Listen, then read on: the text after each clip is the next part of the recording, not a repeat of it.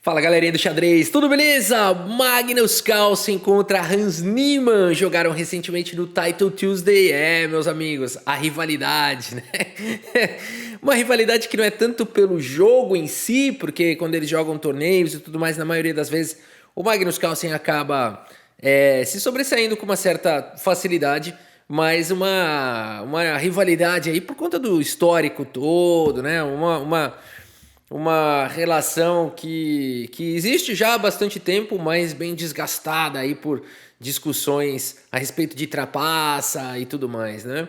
Que fez parte do passado do Hans Niemann e tudo indica que não faz mais hoje, mas enfim, o histórico entre eles ficou, né? Essas animosidades. O Carlsen fala que não gosta de jogar contra o Hans Niemann. Ele fala que se puder jogar contra outra pessoa, eu prefiro, né? Então existe essa... E o Niemann quer jogar, ele quer jogar, quer ganhar, quer... Claro. Então vamos ver aqui essa grande rivalidade. Mas antes, você já pensou em dar o próximo passo na sua jornada de tecnologia e programação? Então saca só nessa dica, a Alura, em parceria com a Google, vão trazer para você um evento gratuito, a Imersão Dev Backend, onde você vai aprender a programar em Node.js, vai fazer um projeto de Node.js utilizando a API do Google Gemini, galera, a poderosa inteligência artificial da Google. Durante 5 dias de aulas totalmente online e 100% gratuitas, você vai aprender os conceitos fundamentais de Node.js e também os conceitos avançados, e você vai fazer um blog de fotos, ok? Já pensou o poder disso, o impacto disso no seu portfólio e na sua carreira? E olha que legal, terminando a imersão, fazendo os 5 dias bonitinhos, você vai ganhar um certificado de conclusão assinado pela Alura e pela Google, reconhecido pelo mercado de trabalho, que vai ser um diferencial bem legal para o seu currículo. Agora galera, presta atenção, as inscrições são por tempo limitado, então aproveita essa oportunidade, porque você pode terminar o ano de 2024 sabendo programar ou ampliando seus conhecimentos em Node.js e a API do Gemini, hein? Olha que oportunidade de graça. Então é isso, vem aprender com a maior escola online de tecnologia do Brasil, a Alura, que se juntou com a Google para te dar essa oportunidade. Para você se inscrever é fácil, basta utilizar o link que tá aqui na descrição do vídeo, tá bom? Também no comentário fixado, ou utilizar o QR Code que tá aqui na tela e já garante agora mesmo a sua vaga, tá bom? Aproveita, fica a dica. Muito bem, meus amigos, Magnus Carlsen faz a abertura hatch, cavalo F3 foi jogado, D5, G3, indo pro fianqueto. Cavalo vem para F6, bispo G2 na longa diagonal, e depois de G6, B3, o Carlsen vai jogar os dois bispos nas longas diagonais. Bispo G7, bispo B2, e aqui C5, então o Carlsen está jogando a abertura hatch raiz mesmo, né?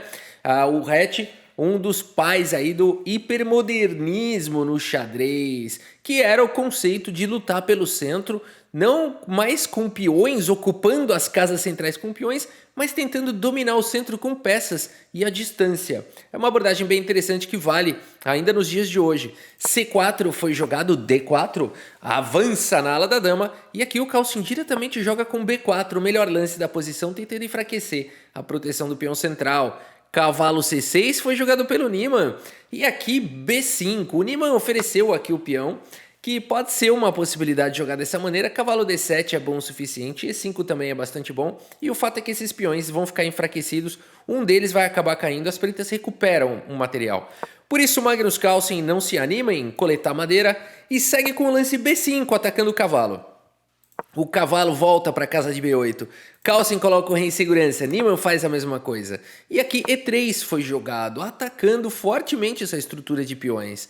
Peão toma foi jogado e aqui peão de F toma, indo em direção ao centro, fica uma estrutura bem estranha aqui, o rei já perde um pouco a proteção.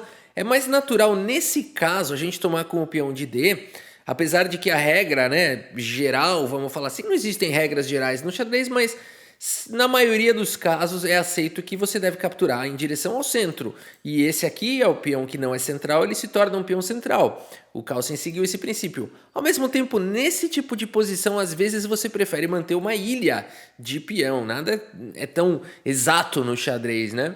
Mas é interessante que o Carlsen decide capturar com o peão de F, assumindo riscos. A partida segue com o cavalo de B em D7 e aqui A4 ganha Espaço na ala da dama, cavalo vem para B6, pressão no peão de C4, cavalo em A3 faz a defesa, e o peão de A4 está protegido e o de C4 está protegido. E seguimos com o lance A5. Carlsen expande com D4. Temos aqui o lance cavalo G4, uma grande confusão. Esse bispo está desprotegido, portanto Magnus Carlsen precisa tomar cuidado se vale a pena tomar o peão aqui, porque está caindo e além de tudo com o tempo sobre algumas peças. O ataque existe também para cima do peão de E3, que o cavalo pode vir aqui com um duplo, então a pressão é enorme agora na posição. Magnus Carlsen segue com o lance dama em E2 e o Hans Niemann, meus amigos. Esse lance é um erro segundo as máquinas, o melhor lance seria dama B3, indo para complicações, né? Porque aqui está protegido, o cavalo por E3, a dama está protegendo aqui em E3. No entanto, o lance dama em E2 pode acabar levando o cavalo por A4, poderia. E aqui as pretas estariam melhores, já com uma larga vantagem, segundo o Stockfish, uma vantagem significativa por conta dessa continuação aqui, né? Ultra ardida e agressiva e continua existindo todo tipo de ataque, né? Então, por exemplo, D por C5, dama D3 e assim por diante. É claro que o Hans Niemann precisaria fazer aí mais 30 lances com muita consistência para carregar uma vantagem como essa para uma vitória. Mas o Hans Niemann acaba não indo para o lance cavalo por A4 e joga o lance bispo H6, que faz bastante sentido, colocando uma pressão infinita aqui no peão de E3. No entanto, agora o Magnus Carlsen está de volta porque ele joga o lance cavalo C2 e protege toda a posição. Protege o peão de D4, protege o peão de E3, protege o peão em A4. Arrumou a posição, é assim que a gente fala no xadrez. Peão por D4 foi jogado, bispo toma, garantindo aí o controle da longa diagonal, assumindo a presidência da longa diagonal de casas escuras. E aqui dama C7 foi jogado pelo Niemann, colocando mais uma vez a pressão aqui no peão de C4. Carlsen segue com C5 atacando o cavalo. Cavalo centraliza, a pressão em E3 é enorme. E o Magnus Carlsen segue com o lance torre de A em D1. Por enquanto, 3 ataques para cima do peão, 3 defesas, o peão está bem defendido. A partida segue com o lance bispo em E6. Carlsen joga com B6. Olha essa estrutura aqui de casas escuras, esse bispo virou um peão grande aqui, mas ele tá atuando, tá atuando bem também nessa diagonal. E aqui dama C8 foi jogado. Carlsen segue com o cavalo D2, cavalo de G volta para F6, e aqui cavalo C4, pressiona o peão, tem também a casa de E5, enfim, melhor coloca o cavalo e traz mais uma proteção também para o peão de E3. Torre D8 foi jogado, Carlsen segue com o cavalo em E5. Temos o lance cavalo G4 e agora a pressão mais uma vez continua gigantesca. E aqui, portanto, a gente tem trocas. Cavalo toma, bispo toma. A dama agora do Magnus Carlsen está atacada. E o Carlsen só tem um lance bom segundo máquinas, que é o lance dama em F2, ganhando um tempo, atacando aqui, né? E depois tirando a torre, porque afinal de contas o Hans Niemann agora tá atacando uma galerinha. Jogar com bispo F3 é possível, mas tá vindo bispo H3 também com forte pressão, seguido de E5. E o Hans Niemann vai ter um contrajogo violento. Portanto, a posição aqui, mais uma vez, é muito difícil. Niemann tem 1 minuto e 23 no relógio. Carlsen tem 20 segundos e o Niemann tá com um ataque violento. Mas o Magnus Carlsen tem uma coisa a favor dele: o ataque nas casas claras, seja o ponto de F7, seja o ponto de D5, seja o ponto de B7, com possibilidade do crião passado, da criação do peão passado. Vamos ver. A partida segue então com o lance dama C4, assumindo todos os riscos. E o Niemann, preocupado, segue com o lance bispo E6 aqui, então jogando de uma maneira sólida, ultra conservadora. Afinal de contas, ele está melhor no tempo, ele vai tentar não fazer nenhum lance ruim e dar seta no Magnus Carlsen. Mas o melhor mesmo seria tomar a torre. Não se enganem, não é fácil essa posição. Não é que bispo por torre ganha a partida. Na verdade, olha a barrilda, fala que está equilibrado e aqui o Niemann teria que encontrar os melhores lances ainda. A posição é ultra ardida, por isso que o Niemann não entrou nisso. Tá vindo bispo por cavalo, com ataque em F7. Aqui E6 seria uma possibilidade. Bispo em E4 faz a proteção.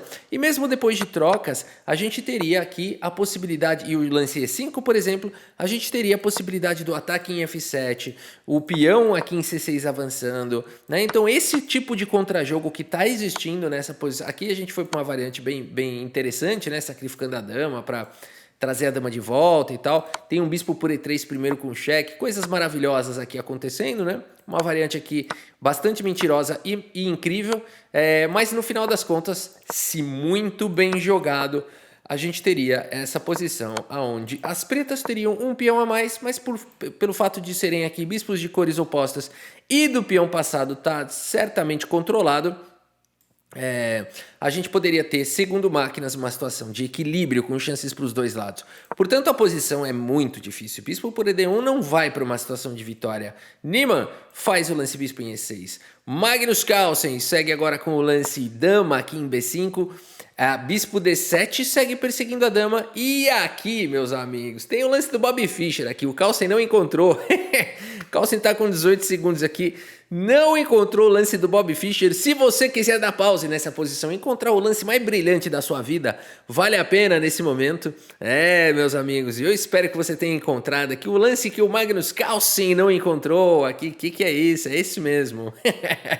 Bispo por cavalo, aqui seria o lance, né? Vamos por brilhante aqui. Olha, o número 2 é 1 e o número 1 é 2 exclamações. Legal. Lance brilhante aqui do Magnus Carlsen teria sido, né? Isso não aconteceu na partida. E aqui tem duas possibilidades principais. Imediatamente capturar a dama, esse sacrifício de dama a gente vai ver, ou então primeiro jogar com E6, deixando o bispo e a dama atacados.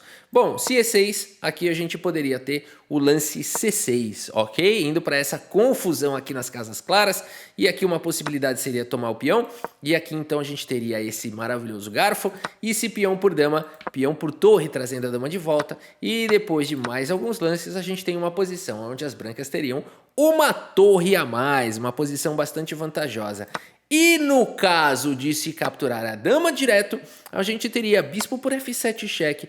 Notem que o rei não tem outra casa a não ser a casa de F8. E aqui bispo C4, tarera e um cheque descoberto. E aí depois de rei E8, bispo por B5 e o rei não tem mais para onde ir, teria que cobrir de torre. Mas aqui bispo em E5, abrindo mais um ataque descoberto, indo para a sequência de cheque mate. Traz uma posição vencedora aqui, muito vantajosa para as brancas, né? Onde as brancas têm aqui uma peça a mais, peças muito mais ativas e, claro, o crião passado, né? Então, aqui uma posição realmente muito forte. Mas Magnus Carlsen não encontrou esse lance brilhante, segue com o lance dama B3, continua pressionando aqui agora o cavalo. A partida segue com o lance bispo em E6, trazendo duas defesas, e o Carlsen agora joga com dama B2, ele mudou de ideia. Coloca a pressão toda nas casas escuras. F6, o Hans Niemann assustado vai para esse lance. Na verdade, não há uma ameaça direta, porque mesmo que se jogue bispo em H8, a dama não consegue vir para G7 e dar o mate. Aqui deveria se continuar jogando, talvez com bispo G4, talvez preparar para jogar um E5 e por aí vai. Mas Hans Niemann, tomado por temores, segue com o lance em F6. E aqui ele continua melhor no tempo do que o Carlsen, mas o tempo do Carlsen parece que não está mais caindo, porque tem um segundo de acréscimo por lance. Aqui E4, o Carlsen faz o lance e ataca o cavalo. Cavalo B4. Temos trocas e o Magnus Carlsen captura o peão, ganha mobilidade para o peão da coluna A. Está com um peão a mais aqui contra o Hans Niemann. Que loucura de partida. Mas o Niemann tem contra-jogo, meus amigos. Com bispo G4 atacando a torre.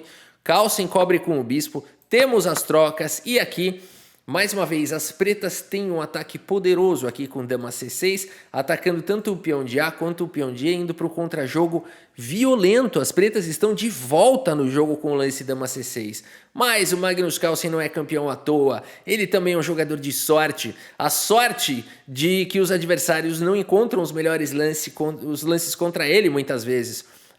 Tomados aí por muito medo, seguem de outras maneiras. E5 foi jogado e agora o Carlsen, o que fazer? O bispo está atacado, vai cair a torre, esse lance parece ótimo. Mas o Magnus Carlsen tem uma carta na manga.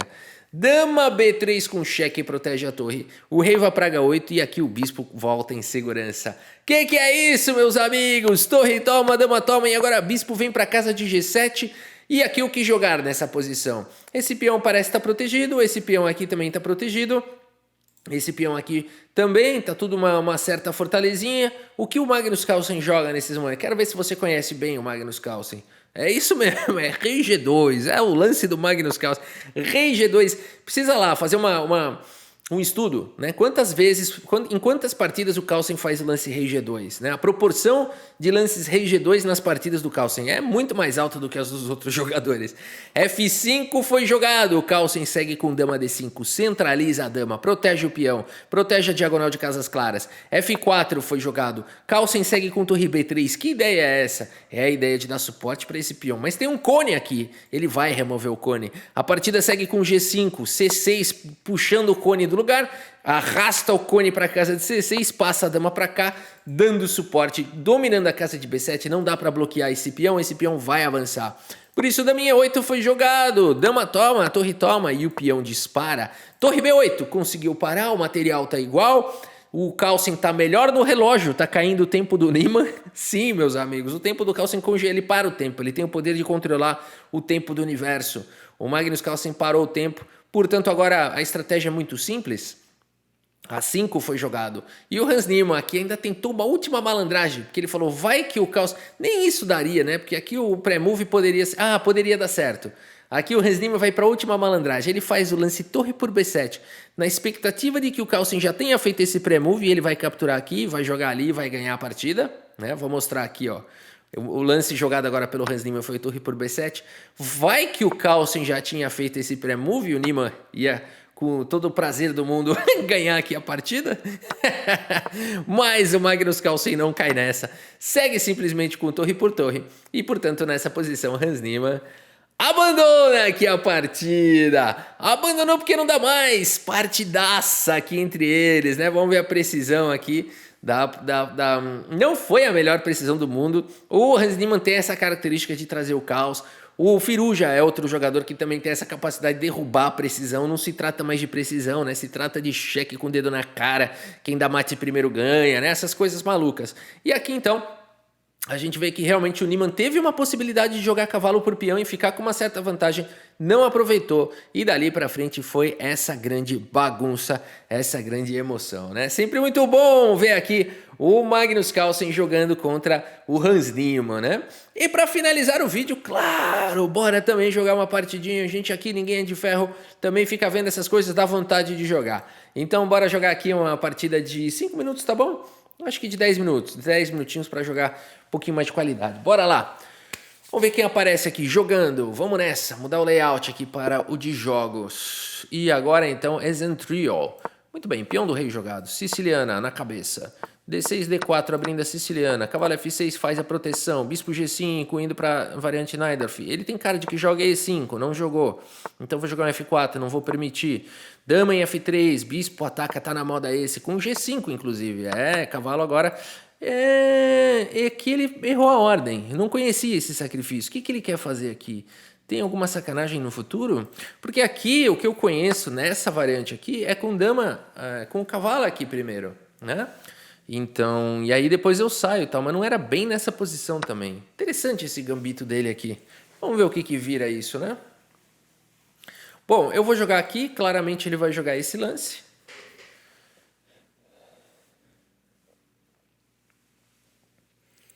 E aí o que eu faço? Dama G3, talvez? Dama G3 faz sentido? Com bispo F4 vindo? Dama G3, bispo, cavalo H5 ele vai jogar. Entendi. Uma outra possibilidade... eu acho que eu tenho que tomar aqui. Eu tenho que tomar e segurar a bronca. Vamos embora. Porque eu ia falar jogar bispo G3. Não. Aqui ele vai ter que provar que ele tem algum ataque, né? Vamos ver.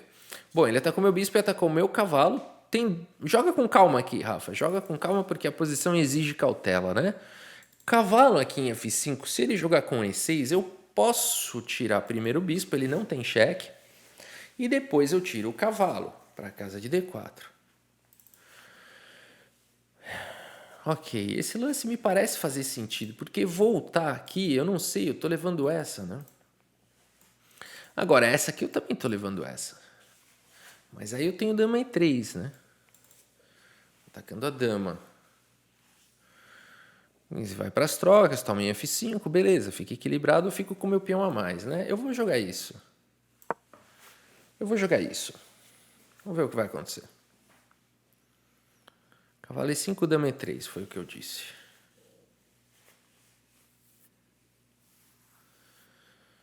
Muito bem. A partir daqui, Interessante contra o Encentrial One. Eu acho que a gente já está fora do livro de abertura aqui os dois, né? Não acredito que ninguém aqui conheça essa posição, já tenha jogado, nem nada disso. Principalmente que ele jogou o G5 prematuro ali, né? Imediato ali, né? Então vamos lá. Estamos atacando a dama, eu acho que ele vai jogar um dama B4 aqui. Porque ele quer jogar um cavalo aqui, né? Mas eu vou tomar aqui primeiro e depois jogar esse, mas ele vai jogar cavalo lá de qualquer maneira. O que eu posso fazer... Eu acho que eu vou tomar o cavalo aqui. Acho que essa é a primeira coisa que eu vou fazer.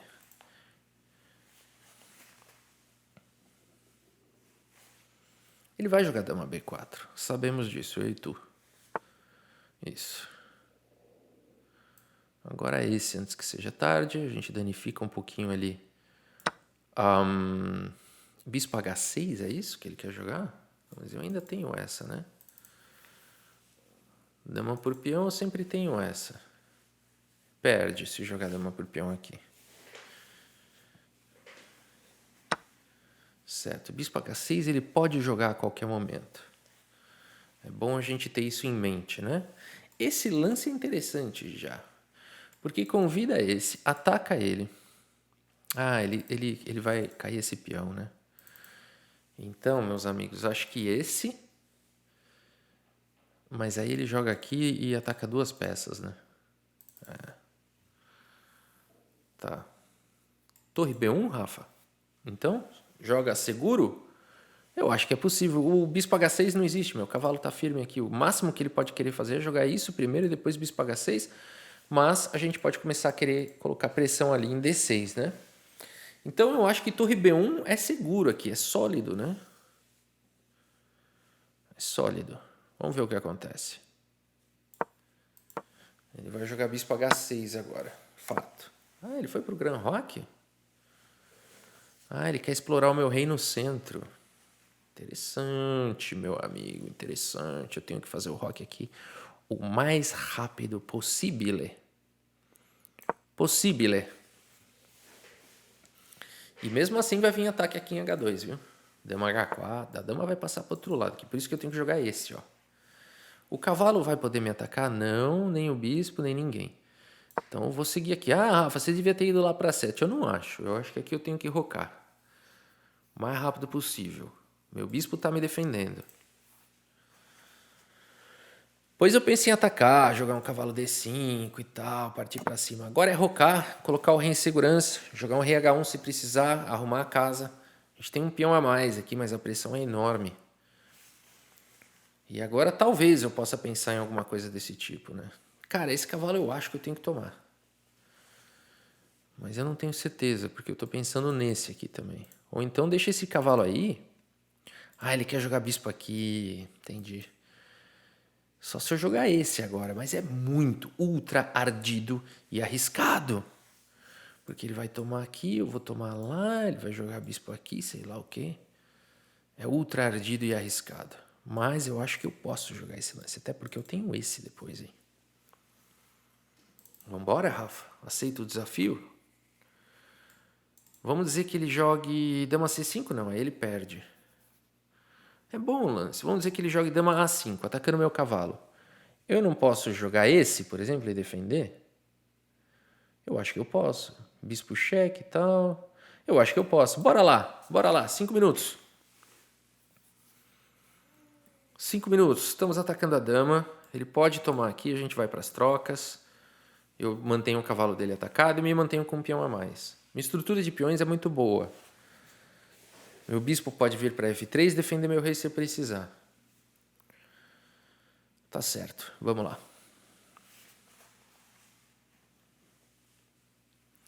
Ele pode tomar minha dama e jogar um cavalo H3. Tem perpetuidade? Não tem, porque eu tomo o cavalo em F2 na próxima.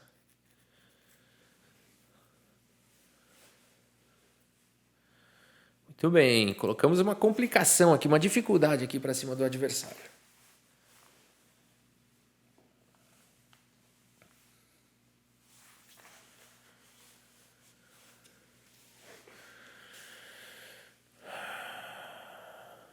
Dama A4 leva cavalo B6. Perde a dama. Não, na verdade troca, né? Perde uma peça, perde o cavalo, talvez. Aí, Aqui eu jogo dama F3, né? Bispo E3 cheque, cavalo F2 eu tomo. Certo. Dama F3, jogado. Protegi meu cavalo, protegi minha dama. Ataquei a dama dele e continuo ameaçando tomar a dama e no final ainda, sei lá, tirar o cavalo dele daqui e dar um duplo de cavalo nas torres. Tô falando assim, se ele joga aqui, por exemplo, eu troco. Opa, aqui eu troco, sei lá, tomo. E qualquer torre que ele tomar, qualquer uma das duas, leva um duplo de cavalo. Certo, ele se protegeu disso. Só que agora, se eu quiser, eu jogo essa, né? Que ele toma, eu tomo com peão aqui. Com ainda ameaça do duplo. Então vai.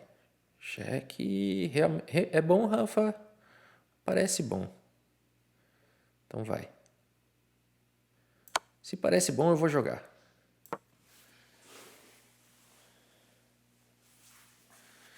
Ele pode não tomar minha dama também, né?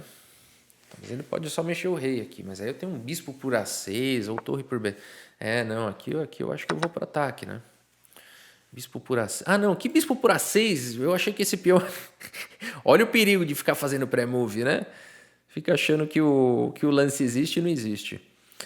Tá.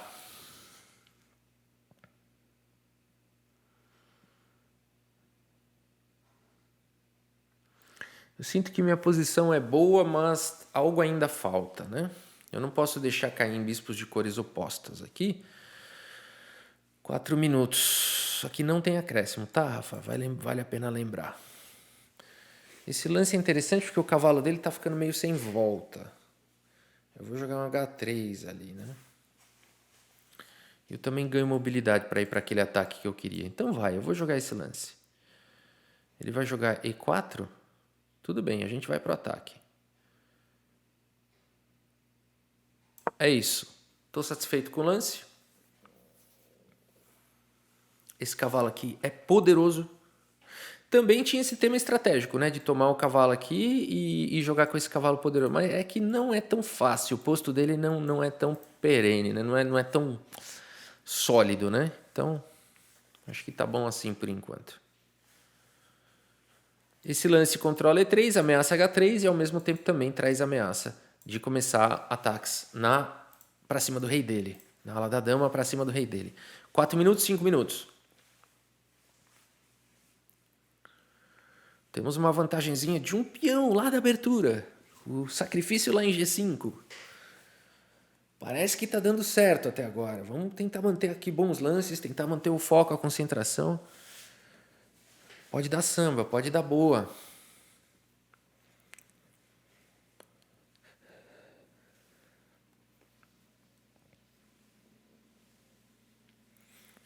As ideias de B4, B5 também existem. B4, B5, B6, cavalo C7, coisas do tipo. Mas acho que não, Rafa. Acho que é melhor não. É melhor pensar.